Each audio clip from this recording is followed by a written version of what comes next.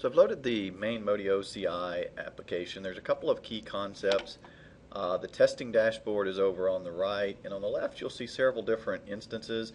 One key concept is that MotioCI can monitor, version, and test multiple Cognos environments. So I've got set up here a development environment, test environment, a production environment, and a production disaster recovery. And I'm going to show you how we version all the information here, which is record all of the different versions of the objects, as well as how we test and deploy content between those versions.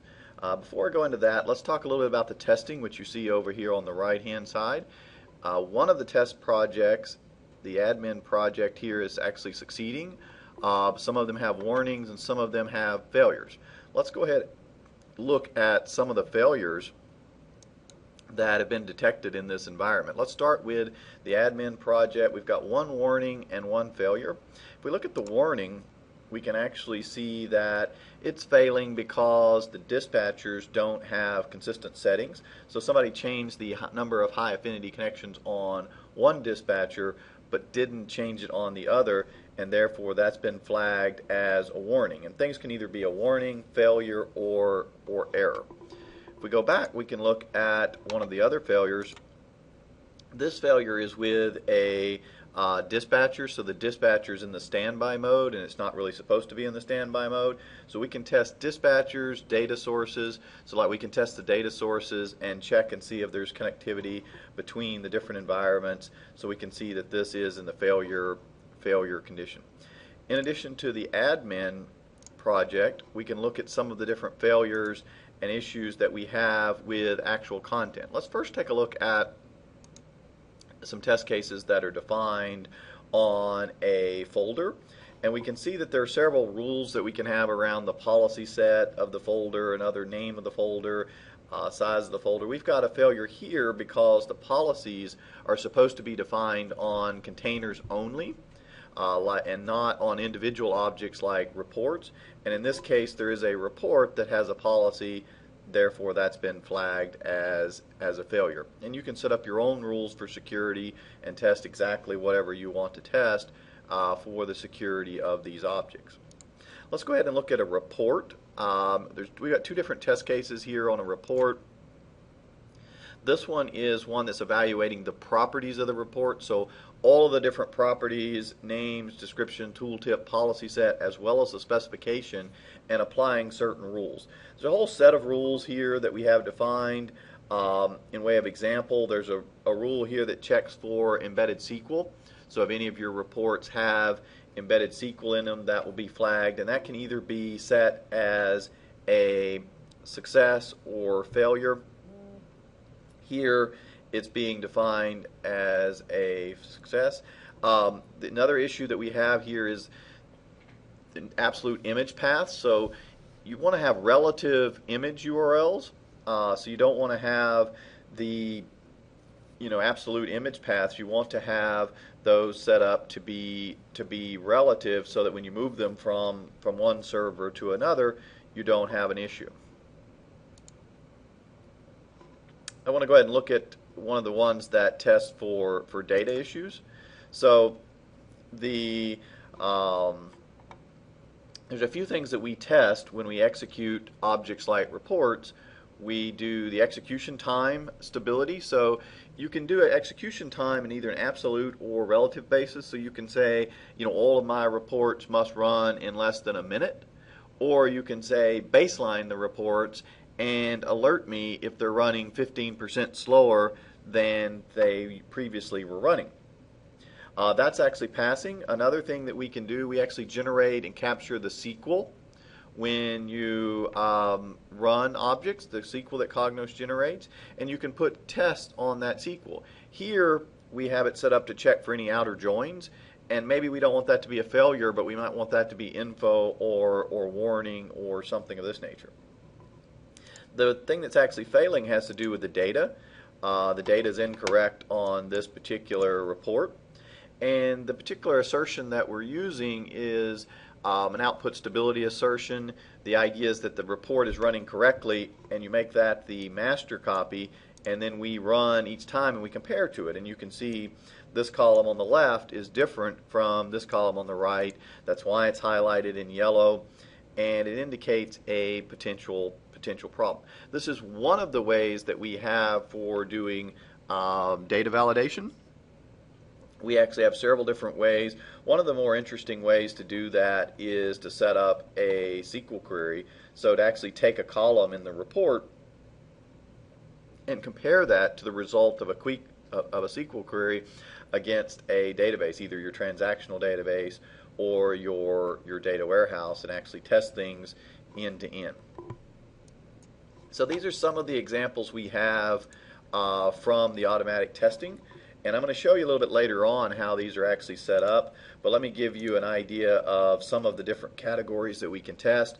We can test corporate standards, we can data validation, we can test documentation, we can do some monitoring, we can also test performance and certain proven practices, whether that's absolute images or native SQL or different things. We have a whole series of things, and then we allow you to edit and create your own assertion types. Let's go ahead and talk a little bit more about version control, and then we'll come back to the testing if we have time.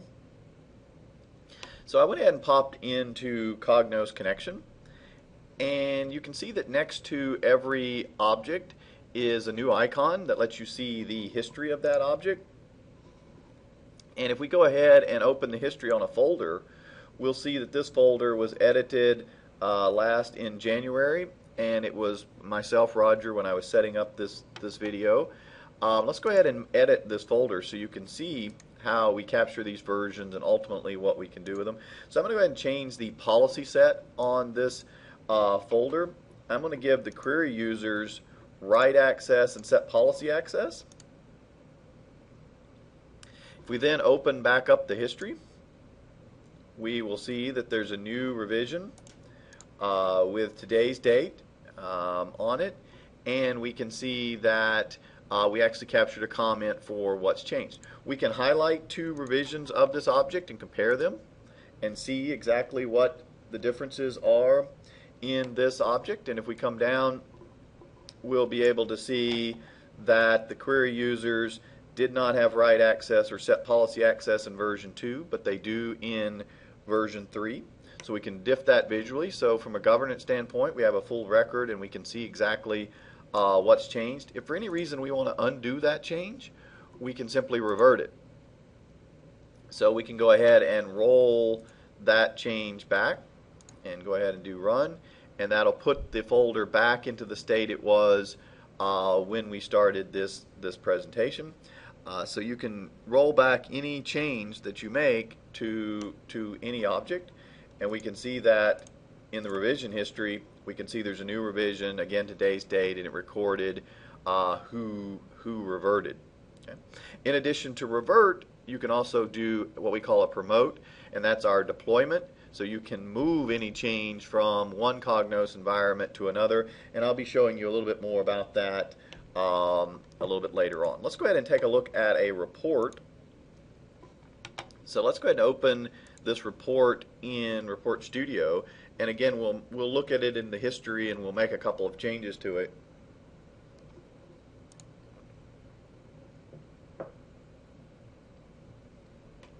So a couple of things that you will notice right off: we do have the ability to see the history of that object the same way we do from Cognos Connection. The other thing that we have is the ability to check out the report, and when we check it out, it means that we get an exclusive lock on it. So I'm going to go ahead and check this out. This prevents the case that you have with native Cognos, where if one person opens a report and another person opens it, the first one saves, the second one saves, whoever saves last wins. In this case, you can only save a report if you have it checked out, and so then we've got that. In addition, there is an icon here that I can see the number of failed test cases, and if we go ahead and click on that and pop it open, you'll be able to see which test cases have failed, and these are the same ones we looked at before with the URL and with the output that was not correct. Let's go ahead and look at the history on this report, and we may be able to figure out exactly what is going on with it. If we look at this, there's a comment. We can see Andrea changed it last January, or excuse me, in January of this year. And she put in a comment here that said she doubled the revenue, which seems strange. I'm going to go ahead and highlight both versions of this report. We did the side-by-side view before. Let's go ahead and do the inline view. And we can see that she did indeed double the revenue. That's clearly a problem, and we'll want to go ahead and correct that. This type of view is very useful for finding defects, determining how and when they got introduced, as well as finding issues like the report was running fine yesterday and now it's running slower. So we can compare two revisions of the same object. We can also compare different objects like report A to report B. We can also compare across environments. So if we want to compare what's currently in dev to what's in production, we can do that real easily. Simply enter my credentials for that environment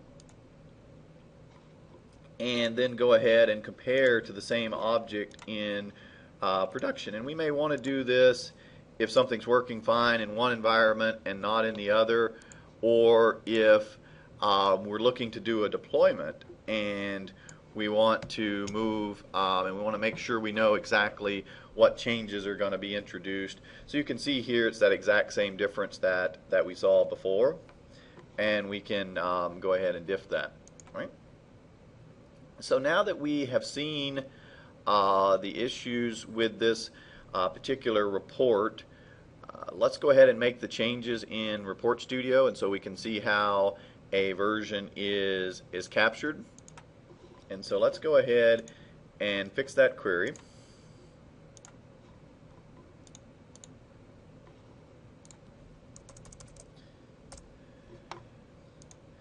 And also fix that image that has the wrong reference. And then let's check it back in. When we check it in, we get a nice place to put in a comment. We can put corrected revenue. We can also reference any, if you use any defect tracking system like Jira, HP Quality Center, IBM ClearQuest, we can do something like fixes number 7. And we can go ahead and run the test cases again. So there's an option down here to go ahead and run the test cases. So let's go ahead and check this in, and then we will kick off our test cases and ultimately see them go to the completed state. So the test cases will go ahead and run. It takes a couple of minutes for those to run. While they're running, we can check out some of the other tabs that are available. One of the things that you'll see is a new revision, today's date, myself as the author, and we can see that the revenue is actually fixed. We also have a references tab. So as we version objects in Cognos, we keep track of how they relate to other objects. And so here, if we filter this down, we can see the banded report is referenced by certain other objects. It's referenced by a report. There's a drill through to it. It's referenced by a view. It's referenced by a shortcut. If we pop this back out, we can see that the banded report references a given package, and we can actually see everything that references that particular package. Our test cases did in fact succeed. If we come back and pop to that, if we go to the revision history, we can actually see that we are able to deploy the object from one environment to another. We can actually pick any revision of a particular object and promote that up to the other environment. So we can move that from development to test, and we can go ahead and say run, and that'll move that object from dev to test. I'm not going to do this because I'm going to do a label, and I'm going to move a few objects at once, but I do like to point out that you can move single objects, because that's not something you can do easily with Cognos export import. And here you can pick any revision of any object and move it from one environment to another. I'm going to go ahead and cancel out of this and then we'll do a label and promotion of an entire set of content. I'm actually going to come back to CI for that for a minute. If we pop open, come down to the same folder that we've been working in, you can see that we have the full history of that object. We can right click really anywhere in this tree and create a label. And so let's give this label a name like release 6.0, and let's label all of that content that's part of that package. We do have some options here, and one of the most valuable options is maybe to do label only on the things that have changed since a certain date. But I'm going to go ahead and label all of the content. And then once I have my label, then we can take a certain actions with that label. We can revert, which means roll all of the objects back to the state they were in when we captured the label. We can also promote, which is our term for moving content from one environment to another. So let's go ahead and do the promotion. I'm going to promote this content from dev to test, and we have a few different options here. One of them is to perform an impact analysis, and this is kind of a valuable option in that it can test the deployment before you actually commit to it. And what we do is we copy the content up into a temp location, run all the unit tests against it, and then see if they pass before we actually do the deployment. I'm not going to do that today simply because it does take a while for that to run, take several minutes, but it is an option that you have available. You can also schedule, so if you want to set up a deployment and have that run at 2 a.m., you can do that versus having to wait up to actually do that deployment. But I'm going to run this one right away, and so let's go ahead and run this. And we'll see that these objects are moved from dev to test. So this is analogous to doing export import in Cognos. In Cognos, you'll go in, you create the export job, you run that, you take the zip file, you move it over, and you do the import. There are a few advantages to this method of doing the deployment. One of them is that you don't have to have access to the server to actually move the stuff over, so that you can push deployment down to other individuals. Also, it's more flexible in that you can pick certain objects, so you can pick the objects that you want and the versions you want. And you also have data. You have a record of what was promoted, who promoted it. We can see exactly what versions. We can see which objects changed and which didn't, and if they did change, we can diff immediately. So we have a record of that. And if we need to roll back a deployment, we can undo the deployment immediately. And again, there will be a full record of the deployment and when it was done. All right. So in addition, so we've talked a lot about the version control, but I just want to show quickly that in addition to the public, so we version the packages, the folders, the reports, the queries, all of the public content. We can also version things that are not in the content store, like your framework manager model and your transformer model.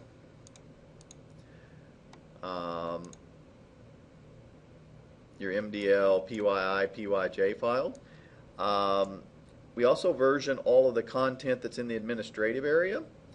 This would include things in the Cognos namespace, like all the groups and roles, as well as the data sources. So if somebody comes in and edits the membership of server administrators, you'll have a record of that, and you can actually diff that, revert that, and promote that. So here we can see everyone was removed from that role.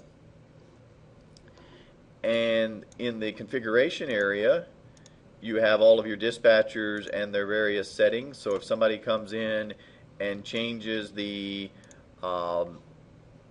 number of high affinity connections on one of the dispatchers, there will be a record of that, and you can see that and do the same thing as far as diffing, reverting, and promoting those objects.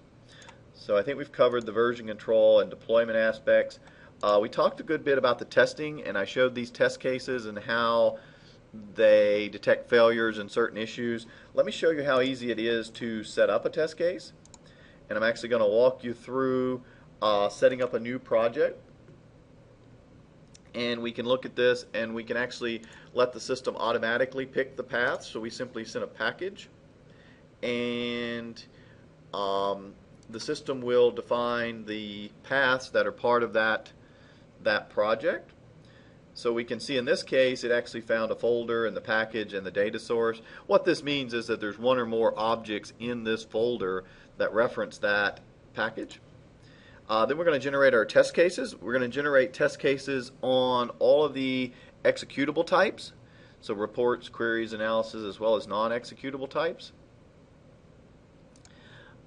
We say what parameters. So, one of the challenges in doing test cases is to get meaningful parameters. We can actually go out to the content store and look for any saved views, saved outputs, and generate test cases from those. So what I'm going to do here is find up to 5 and generate 5 different test cases for the different object types. And then we can specify all of the output formats we want. And then we specify the assertions. And I want to take a minute here and make sure that we kind of look at this and understand what the assertions are and how they work. The assertions are the things that you're trying to evaluate. This should be true when we evaluate that test, and that can be from a corporate standard perspective, whether that's certain branding aspects. That can be data validation is something, of course, you would want to do in testing. We can look at the performance, whether that's on an absolute or relative basis, and we can look at a whole series of different proven practices and things that we've come up with, and you can decide whether or not you want those rules in your environment. In addition to the types that we supply out of the box, we have something called Assertion Studio that allows you to go in and author your own types and make that part of the part of this wizard. And so then we just go ahead and generate our test case. And the last step is the scheduling of the test cases. You generally want most of your test cases to run every day, but you may want the ones that are changed or failed to run every 2 hours so that they're a little more frequent and ultimately updating you on whether or not you've improved your environment. And as simple as that, you get all of the test cases generated, and we've got a new project with 33 test cases that test the very same things that I was showing in the early part of the demo.